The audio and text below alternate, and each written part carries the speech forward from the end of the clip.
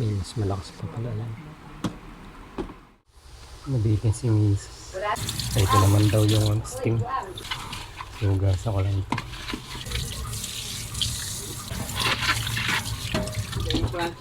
Kunin mo pa. Pataas. Sanin ko lang muna itong mantika. Ang bilis-bilis ko. Hugasan ko lang ito. Buhay mo rin. Mas maganda siya sa ano, sa kawali. Ayan, hindi natin tubig. Okay, dami yata. Laksa. So, pakuloy natin. Nagbato ko na. Hugasan ko lang ito.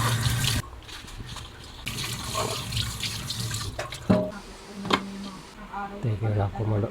Pagtatrabaho, umaasin Hindi ko na pala ito. Umatatrabaho ko, pag masipag. Yan ang tagdaan mo.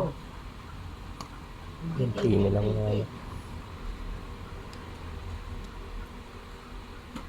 Tignan natin. Hindi ka intindihin mo yung... May orasan ko. Oras 9:09. Wow, na ang bilis ko. Kanina. Yan, medyo makulo na siya. Pa, mag-ano ka init ng alambre? Ito na yung pinakulo niya. Itutusok mo. Ganyan na yung pinakakulo niya. So yung oras 9:18. So yung nakakat ng 9 minutes yung pakulo. Hindi makalakas. So orasan ko na yung pagluto niya na 10 minutes siguro. Okay, siguro yung luto 10 minutes. Lalaban na. May mas malakas pa pala yan. Naamoy ko yung amoy siya ngayon na. Number 2 lang siya kanina to. Yan, musa ko na. Mukhang kumalambot na. Yan, lambot na. Parang okay na to. Lambot na siya. May. Ganyan dapat tsuran. Yung nagkakaroon dito ng pag. Yan. Ganyan siguro 9:13. Thank you. So, umuwiin na natin.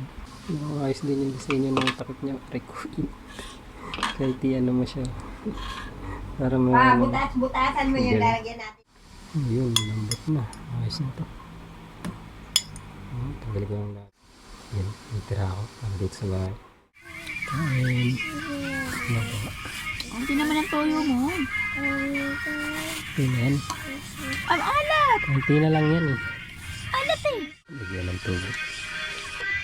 Maalat daw. Ayan, patin. Ha? Lambot na. Sarap. Kunti na dala. Ang alat.